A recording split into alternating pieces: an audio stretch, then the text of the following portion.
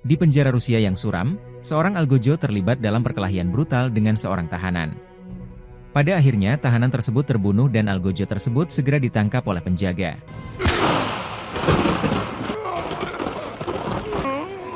Sementara itu di sel terdekat, tahanan lain menjadi sasaran yang mengerikan. Lidahnya dipaksa dikeluarkan. Keesokan paginya petugas penjara menguburkan 2 mayat pria di halaman. Kematian mereka menambah suasana penjara yang menakutkan. Adegan beralih ke pabrik baja di Magnitogorsk, Rusia. Seorang pekerja Amerika bernama Kyle sedang menelepon istrinya bernama Gray yang sedang sendirian di rumah. Tiba-tiba ada seorang pria yang masuk mencoba melakukan pelecehan secara paksa, namun Gray yang terus berontak akhirnya dia dibunuh. Gray, what's going on? Can you speak English? Can you hear me? Saat tiba di rumah, betapa kagetnya Kyle saat melihat istrinya sudah bersimbah darah tak bernyawa. Kyle sempat mengejar dan bertarung dengan si pelaku, namun karena dicegat polisi akhirnya si pelaku berhasil melarikan diri.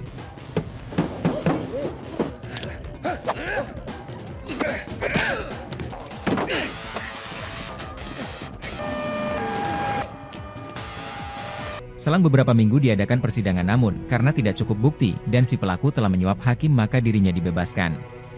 Kyle yang marah mengambil pistol milik polisi kemudian menembak pelaku saat itu juga. Karena tindakan ini, Kyle dikirim ke penjara Rusia dan mendapatkan hukuman seumur hidup tanpa pembebasan bersyarat, dan disanalah kehidupan baru Kyle dimulai. Di penjara yang terkenal suram ini diperintah oleh seorang jenderal Rush yang kejam dan korup. Para napi senior di sana pun terlihat sangat senang saat melihat para narapidana baru memasuki penjara. Sang jenderal memberikan contoh seorang tahanan yang telah mencoba melarikan diri dan menunjukkan kepada yang lain tubuhnya yang hancur setelah ditabrak oleh sebuah mobil. Sambutan yang suram memberi kesan bagi para narapidana baru. How old are you? 21. You can try and run if you like. No one has ever made it alive. Segera setelah itu, para narapidana dibawa ke ruang pemrosesan di mana mereka diperintahkan untuk menanggalkan pakaian mereka dan menyerahkan barang-barang apapun. Saat seorang sipir penjara yang sadis meminta cincin kawin Kyle, Kyle menolak karena itu adalah peninggalan terakhir istrinya. Kyle pun dipukul hingga terjungkal.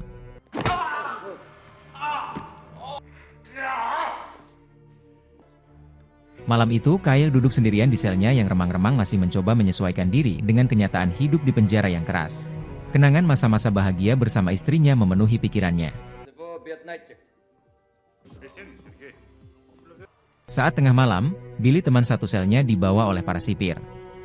Ternyata seorang napi senior bernama Andre yang sudah memberi uang kepada sipir penjara untuk membawa ke selnya dan sudah pasti untuk mengenceretnya lewat lubang bel. Kyle hanya bisa menyaksikan tanpa daya untuk campur tangan.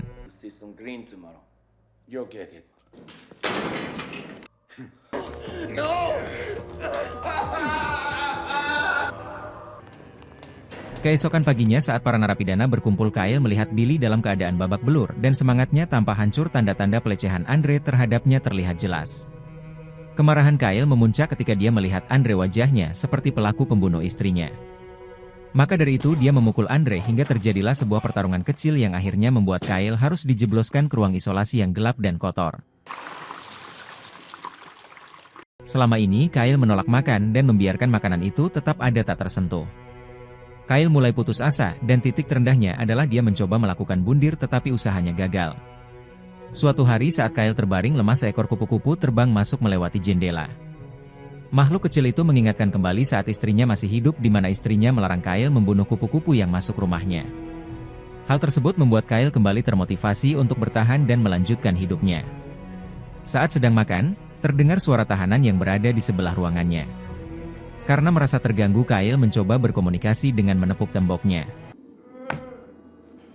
Setelah beberapa hari, Kyle dibebaskan dari kurungan isolasi dan dibawa ke teman satu sel baru, seorang tahanan misterius yang hanya dikenal sebagai nomor 451 yang sudah membunuh 3 orang teman satu selnya. Saat Kyle masuk, ia pun terlihat cukup canggung dan kagok saat melihat tubuh besar dan punggung penuh luka bakar.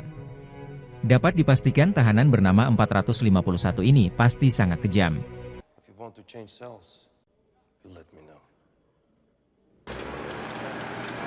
Keesokan paginya, para tahanan digiring keluar untuk melakukan pekerjaan kasar yang melelahkan di bawah terik matahari. Dilanjutkan dengan berolahraga di lapangan penjara. Di situ terjadi sebuah insiden di mana Andre terlibat perselisihan dengan tahanan lain, namun sipir mengatakan agar mereka sabar dan bertarung dalam arena. Ternyata penjara tersebut mengadakan sebuah pertarungan 1 lawan 1 yang bernama Sparka, di mana pertarungan tersebut memang sengaja diadakan oleh kepala penjara dan dijadikan bahan taruhan sang kepala penjara bersama para jenderal-jenderal lain. We have problem here. Go to Sparka. Billy menghampiri Kyle dan disitulah pertama kali mereka bertemu dan menjadi sahabat. Ini adalah Malakai, seorang tahanan senior yang mengalami cacat pada kakinya, namun Malakai adalah seorang tahanan yang punya banyak informasi. Dia menjelaskan bahwa para tahanan di sini terbagi menjadi 2 kelompok yang saling bermusuhan.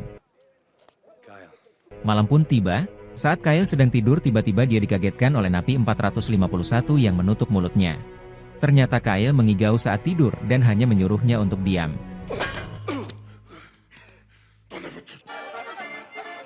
Keesokan harinya tahanan itu berkumpul di lapangan berdebu untuk menyaksikan salah satu pertarungan rutin yang diselenggarakan oleh Jenderal Rush untuk berjudi dan meraup untung bersama teman-temannya. Saat itu, Kyle memberikan uang kepada sipir untuk pindah sel, namun karena uangnya kurang, Kyle masih belum bisa pindah.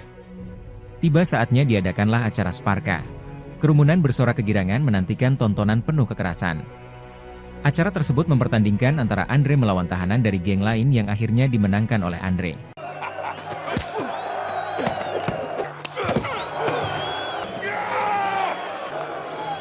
Tahanan 451 tetap acuh tak acuh dengan tenang asyik membaca buku, sama sekali mengabaikan kekacauan di sekelilingnya. Jenderal Rush memerintahkan untuk menghabisi tahanan yang kalah. Andre yang menjadi pemenang ternyata diberikan hadiah untuk melakukan pengenceretan lagi bersama Billy. Mengetahui hal tersebut, Billy diam-diam mengasah dan menajamkan sebuah sikat gigi untuk membela diri, namun sayang saat waktunya tiba justru Billy mengalami tusukan hingga harus dirawat di ruang medis. Keesokan harinya saat Kyle bekerja di luar terlibat perkelahian dengan narapidana lain yang menyebabkan harus kembali dimasukkan ke dalam ruang isolasi.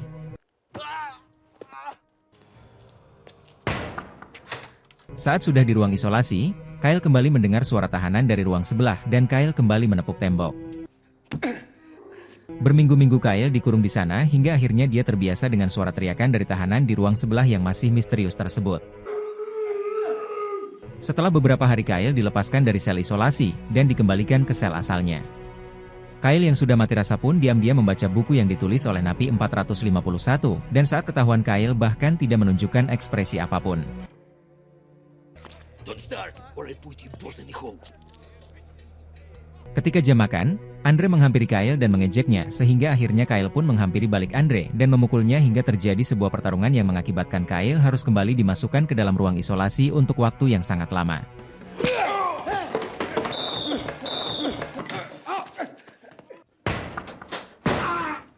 Di ruang sel isolasi, Kyle menyalurkan kemarahan dan keputusasaan dengan melatih fisik yang tak kenal lelah.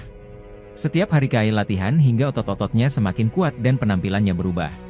Kyle yang dulu rapuh kini tampak kuat dan akhirnya Kyle masuk ke turnamen pertarungan brutal yang diselenggarakan oleh Jenderal Rush. Lawan pertamanya adalah Andre. Pada awalnya Kyle kalah dari Andre, namun keinginan yang kuat untuk bertahan hidup akhirnya Kyle berhasil menendang Andre dan menggigit leher Andre hingga membunuhnya.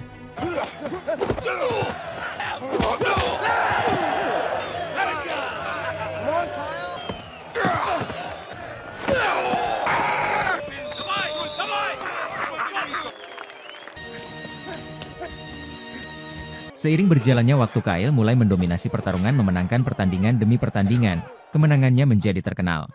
Namun Napi 451 yang melihatnya merasa sangat prihatin melihat keadaan Kyle di mana secara tidak sadar Kyle sudah jatuh ke dalam perangkap permainan para sipir dan menjadi budak permainan kekerasan mereka.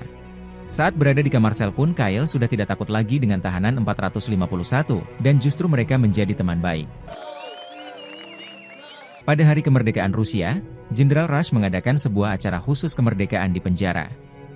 Di tengah kebisingan itu, Billy mendekati Kyle dan mengatakan untuk kabur dengan memanfaatkan situasi tersebut. Nahas pelarian tersebut harus gagal karena para sipir berhasil mengetahuinya. Ternyata Malakai yang merupakan sahabat Billy dan Kyle mengkhianatinya dengan menukar informasi pelarian Billy kepada sipir dengan sebuah obat untuk dirinya. Hal tersebut diketahui oleh tahanan 451 yang diam-diam melihatnya. Sebagai hukuman Billy pun terpaksa harus melayani seorang pria berbadan besar bernama Valia. Esok paginya Billy ditemukan sudah sekarat karena dihajar habis-habisan oleh Valia. Saat detik-detik terakhir hidupnya, Billy memberikan pesan kepada Kyle untuk jangan kehilangan jati diri dan menjadi budak dari permainan para sipir dan kepala penjara. Kata-kata terakhirnya Billy terus bergema di benaknya. Pada suatu sore, saat hari di mana Sparka diadakan, Kyle terpaksa menghadapi Valia di arena pertarungan. Namun semenjak kejadian Billy tewas, Kyle mengikuti wasiatnya untuk tidak bertarung dan menjadi bagian dari permainan itu lagi sehingga saat Valia menyerang, Kyle hanya duduk terdiam dan tak melawan. Hal tersebut pun membuat sipir dan Jenderal Rush marah. Kemudian Kyle digiring ke tengah lapang untuk diikat di tiang selama berhari-hari sampai dia memutuskan untuk mau bertarung kembali. Dengan sikap diamnya, Kyle mendapat simpati dan kekaguman dari para napi lain. Sementara itu Napi 451 akan melakukan balas dendam atas pengkhianatan yang dilakukan Malakai. Dalam momen kemarahan yang dingin, ia membakarnya hidup-hidup atas pengkhianatannya terhadap Billy. Di balik sosok kejamnya Napi 451 ini adalah seseorang yang benci dengan pengkhianatan. Sejak masih kecil, Napi 451 sering dilecehkan oleh omnya hingga suatu hari dia membakar omnya hidup-hidup dan dari situlah cerita asal-usul Napi 451 itu. Keesokan harinya, dinamika kekuasaan di penjara bergeser. Para gangster sudah lelah digunakan sebagai pion. Mereka bersatu menolak untuk bertarung lagi. Hal tersebut membuat Jenderal Rush dan para sipir penjara semakin geram hingga akhirnya mereka terpaksa harus membuat Kyle bertarung dengan seorang Algojo yang merupakan tahanan misterius tersebut.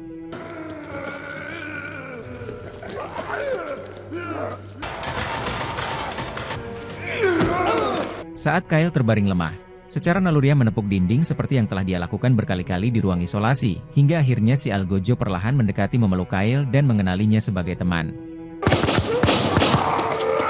Saat suara tembakan meledak, sang Algojo melindungi Kyle yang terkena peluru dan meninggal di tempatnya. Para tahanan yang marah dengan kekerasan yang tidak masuk akal itu, bangkit melakukan perlawanan yang memicu kerusuhan.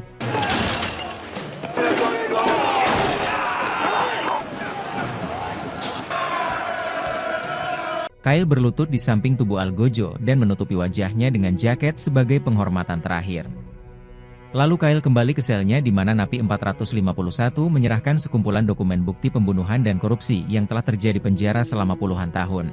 Dia meyakinkan Kyle bahwa dirinya bisa mengeluarkan Kyle dari penjara, tetapi ada satu syarat: dia harus membawa bukti-bukti tersebut sehingga pemerintah mengetahui seberapa buruknya sistem di penjara ini. Kyle pun setuju, namun untuk menjalankan rencananya Kyle harus bertarung sekali lagi dengan Valia. Ternyata Napi 451 punya informasi bahwa saat Kyle menang atau kalah para petugas tetap akan membunuhnya di sebuah bengkel mobil dan disitulah rencananya akan dijalankan. Hari pertarungan antara Kyle dan Valia tiba. Meskipun peluangnya kecil, Kyle berhasil mengalahkannya.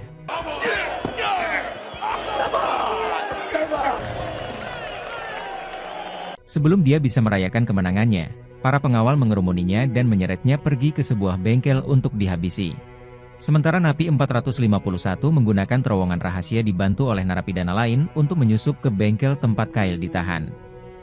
Saat Kyle akan dieksekusi, Napi 451 langsung menghantam sipir hingga tersungkur. Selama kekacauan ini, Kyle mengambil kembali cincin kawin yang telah dicurinya. Kemudian Napi 451 menyuruh Kyle untuk menyamar sebagai salah satu rekan dari Jenderal Rush dan keluar dari penjara. Pada saat yang sama, Napi 451 menyelinap ke kantor Rush dalam aksi pembalasan yang mengerikan. Dia membungkam Jenderal Rush yang korup dengan mencabut lidahnya sebelum membunuh. Setelah selesai, Napi 451 duduk santai dengan ditemani Jenderal Rush yang sudah tak bernyawa. 3 bulan kemudian, penjara itu ditutup, pengingat suram dan penderitaan yang terjadi di dalam dindingnya. Jadi, moral ceritanya adalah terkadang hidup melemparkanmu ke dalam lubang penderitaan. Ada berbagai cara untuk menghadapinya tergantung pada situasi dan kemampuan individu.